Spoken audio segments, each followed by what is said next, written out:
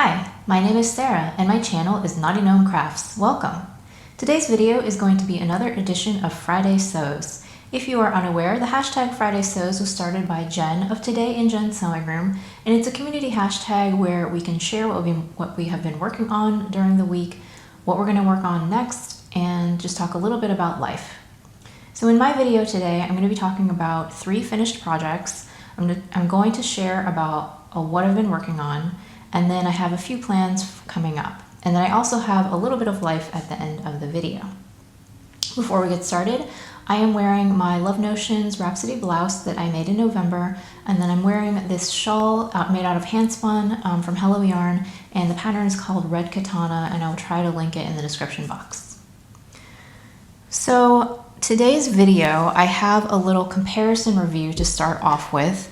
I have been wanting to add some long sleeve fitted t-shirts to my wardrobe because I went through this phase where I only wanted to wear loose fitting boxy tees, and although I really like that style, I have realized that more fitted tees are appropriate for where I live in the winter because it gets very cold here, and having a fitted long sleeve t-shirt is really versatile because I can wear it on its own, but I can also layer it up by wearing it underneath sweaters and other things.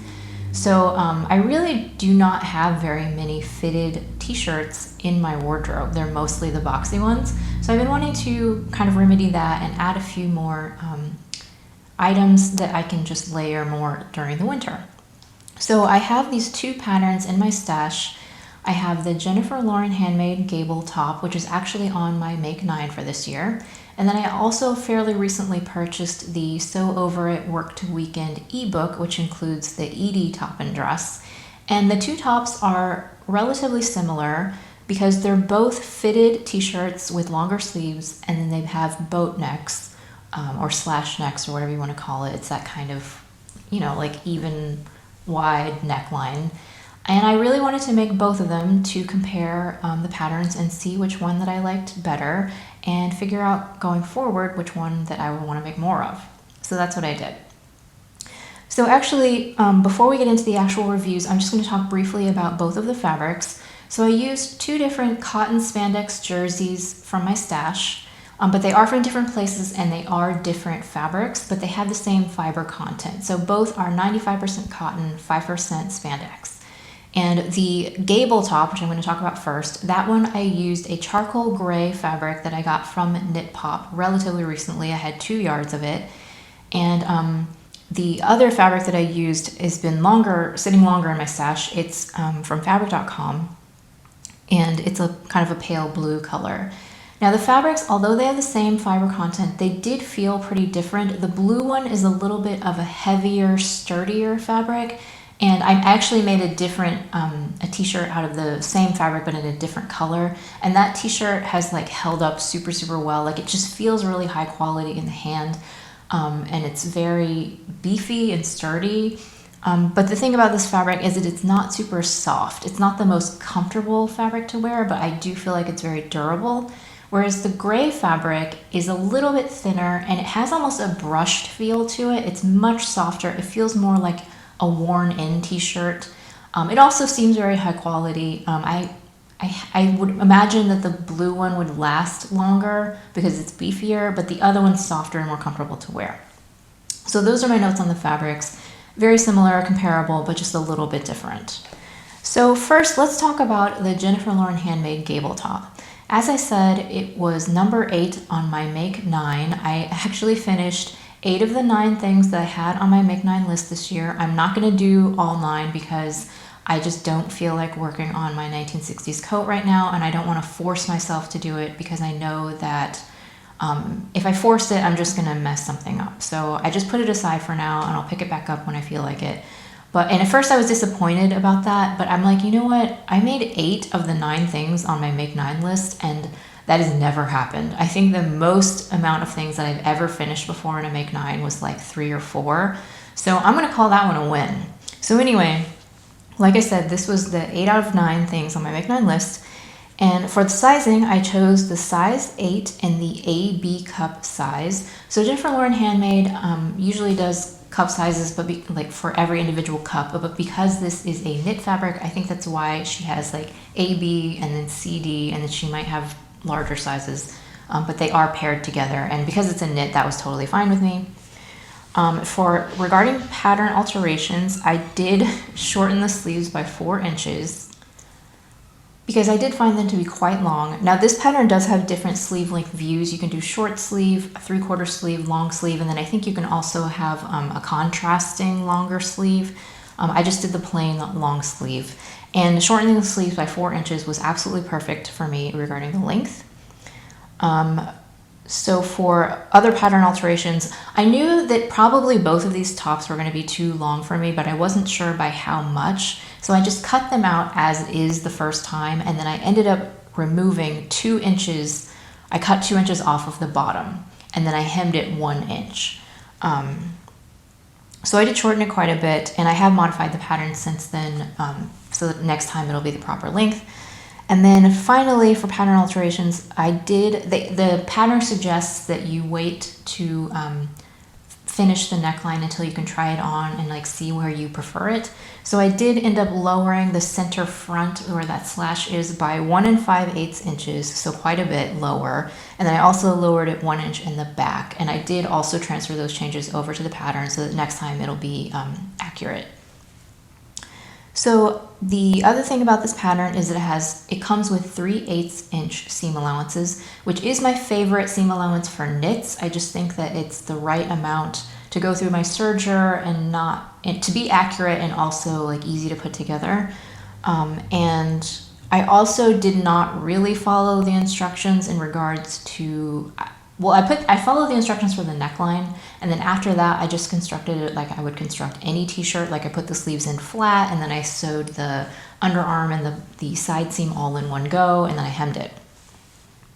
So that's pretty much all I have to say about the Gable, and now I will talk about the Edie. So the Edie top, it does come in both a top and a dress. It has a more limited size range than the Gable, so that could definitely be a factor if that affects you. The Edie does have 5/8 inch seam allowances, and I'll talk about that more in a second. I made the size 8, and for this one, for pattern alterations, it actually comes with 3/4 length sleeves. So I did not shorten them, and they ended up being like a bracelet length on me. For my preferences, I did go ahead and alter the pattern for next time to just make them long sleeves. But it was kind of nice just not having to shorten, not having to shorten the sleeves because they were meant to be 3/4 length. So just like with the Gable, when I tried on the top, actually the tops were very, very similar in length, like originally. So I ended up also cutting 2 inches off the bottom of this one, and I did another 1 inch hem. Now for this pattern, I did find that the neckline was a little bit too wide, and the shoulders also were they're not falling off my shoulders, but they're definitely extended past my shoulder point. And actually, if you look at the original modeled photos, it looks like it's designed to be that way. It just looks a little bit too wide for my taste. So for this top, I just made it as is, but for my future versions, I did go ahead and bring in that neckline by 1/2 inch, just so that it'll be a little bit less wide and it'll actually sit on my shoulder point. So I think that's all of the pattern alterations that I made for this one. I did, again with this one, I followed the instructions for the neckline. This one is a little bit more involved because it has you put hem tape like on the neck before you iron it on, and then you fold it over and stitch it down. So there's just a little bit more steps than there is in the Gable. And then after I did the neckline, I ignored the instructions and I just assembled it the way that I would normally do a t-shirt. Now because this has 5/8 inch seam allowances, I do find that a little bit excessive in a knit. I make my t-shirts on my serger as much as I possibly can, and so it's harder to be accurate with your seam allowances when they're wide on a serger. So if I were to make this top like over and over again, if I decided I wanted it to be a TNT pattern, I would actually go in and just remove 1/4 inch from all the seam allowances to make them 3/8 of an inch, because I just think it would be easier to sew. I did, especially when I was setting in the sleeve cap, I had a little bit of trouble getting that to be smooth and accurate with those wide seam allowances. So that's why I would, if I were going to make this over and over again, I would make those a little bit narrower just to make it easier to construct. Okay, so now to talk a little bit about both tops and the hems. So I tried something a little bit different. I purchased some fusible hem tape that I got on Amazon, and I will link that in the description box. I think I first heard about this from Whitney from Tomcat Stitchery, and I thought it would be helpful to do the hems because the cotton spandex does want to curl. And so I ironed on the 1-inch wide hem tape, and that did stop the curling, so that it worked in that respect. But I actually found that when I turned up the hem and stitched it on my cover stitch, it wanted to shift a little bit. And so actually for both tops, my hems ended up a little bit wavy. And on the Gable, it was so wavy that I actually like ripped it out and redid it. And it's better, but it's still a little wavy. I'm trying to figure out if there's a way I can show you. So here's the hem, and you can kind of see how it doesn't lay perfectly flat. It's sort of in the middle there. It kind of wants to, you know, shift a little bit. And so I really think that's because of the width of the hem and using the hem tape. I think in the future I would probably just do what I almost always used to do, which is turn it up 5/8 of an inch, press it down, and put it through the cover stitch. I think you can see it even better on this one, how the hem is wavy, and I just don't really like that. So I tried something new with the hem, didn't really like the way that it turned out. I would do it differently in the future.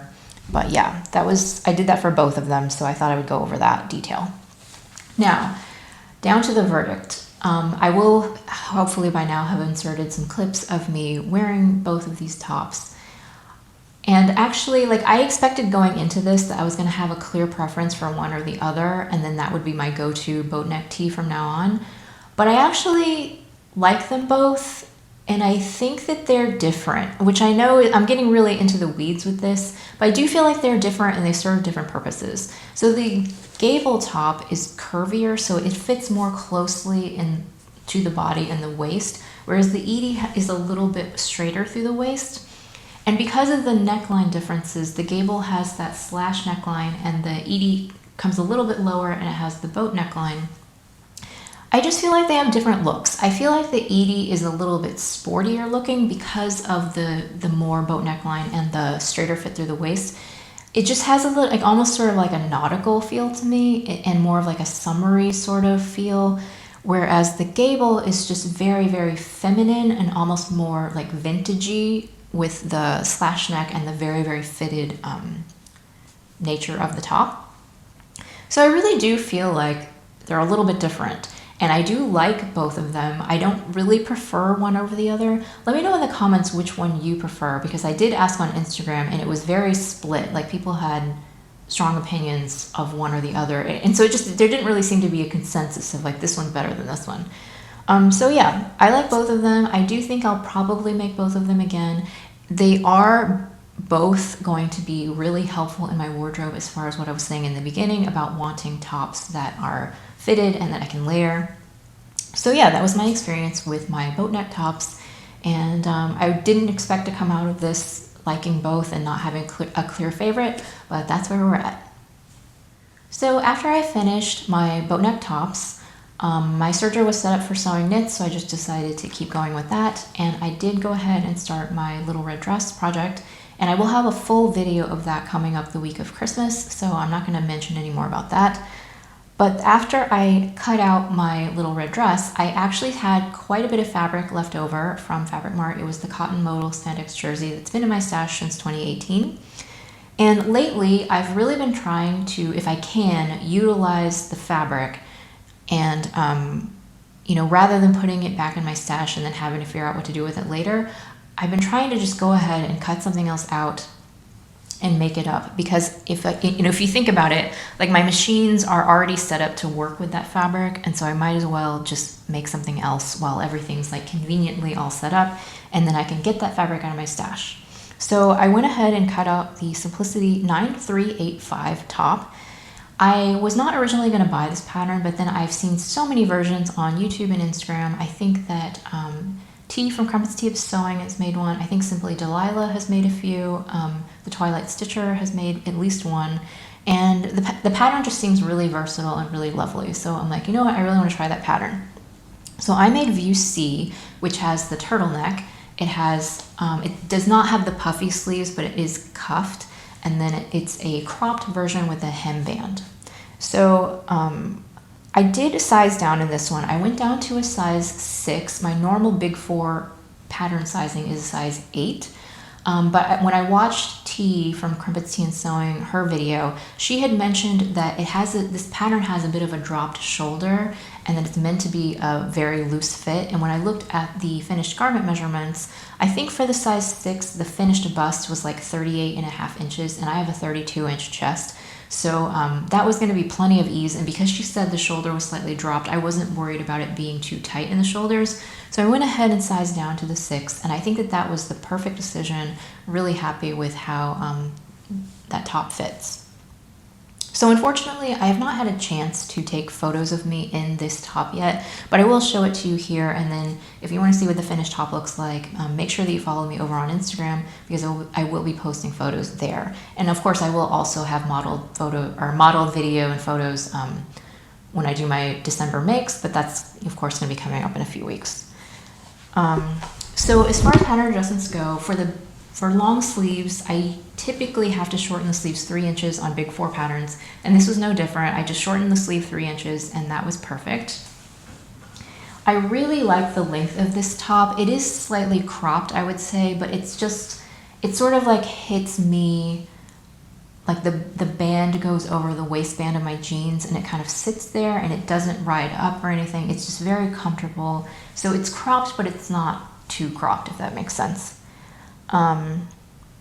I didn't follow the directions for this at all. Like, I didn't even look at them. So I just put it together how I would normally put together a t-shirt. It went together very quickly and easily because there's no hems. I didn't have to use my cover stitch. Like, it's literally everything is finished with bands. So this could not be any easier to put together. I do like the view that has the pleated sleeve and the longer cuff, but I wanted to start with this one first to check the fit because I knew it was the simplest version to sew. So now that I've made this, I definitely think that I will go back and try some of the other views, but I also just think that I'll make more of this view because I just really, really like the way that this fits. Now, this does have a full-size turtleneck, so you do have to fold it over. I know that a lot of people don't like that. I'm sure that if you wanted just a mock turtleneck, you could have the this pattern piece. But yeah, I actually really like the turtleneck. And I feel like in this fabric, it has a nice shape to it where it's a little bit drapey without being floppy. Like, it just sits really nicely on the neck. And yeah, I super love this top, and I think that I'm probably gonna get more wear out of this than I do with my little red dress. But yeah, I'm really happy that I made this, and I will definitely be making more of these. So now let's talk about what I am working on right now. So I have my serger set up with my red thread, and my cover stitch also has red thread. So I was looking through my stash, and I'm like, do I have anything else red that I want to sew up just so that I don't have to change up my thread? So I pulled out a viscose rib knit that I got from knitpop, and it's a little bit of a darker red. It's kind of a wine color.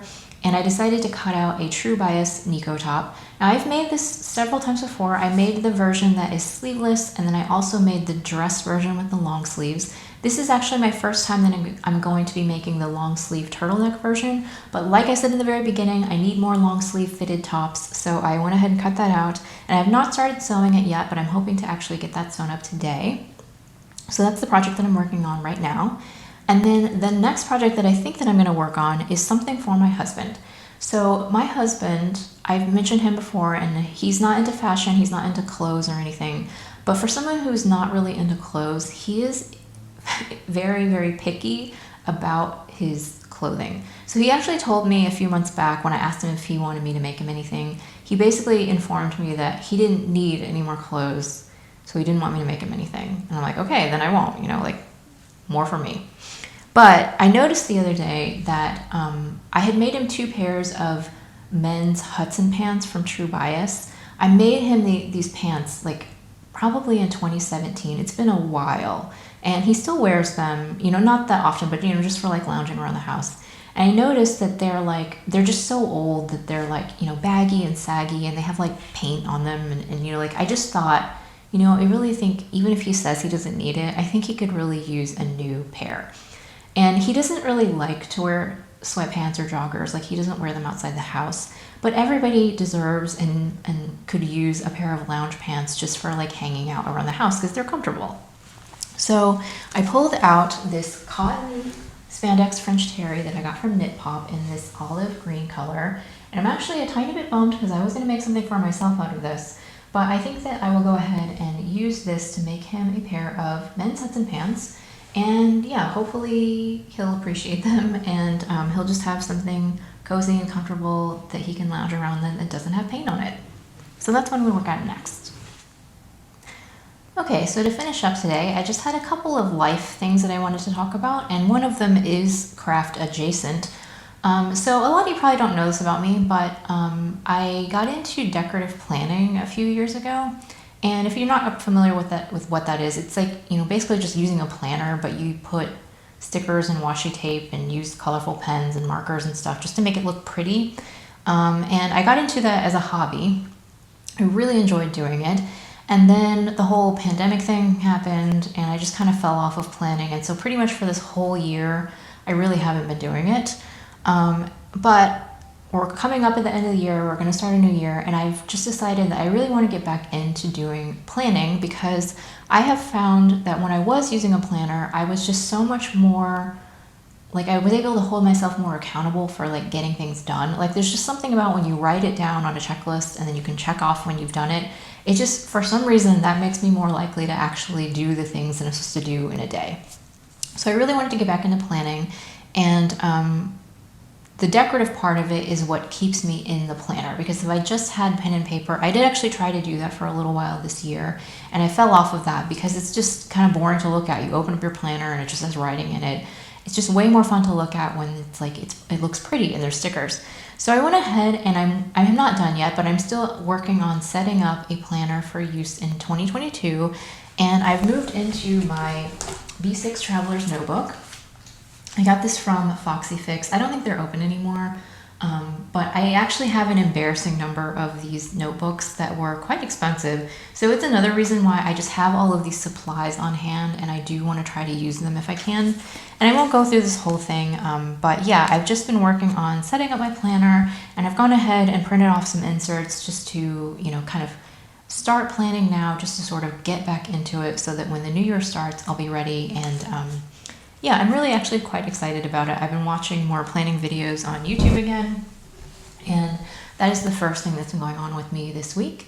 And the only other thing that I wanted to mention is a couple of media-related things. So my husband and I have been watching Only Murders in the Building on Hulu, and I think I read a review of this when it came out over the summer, and then we might have watched like half of an episode, but we recently started watching it again.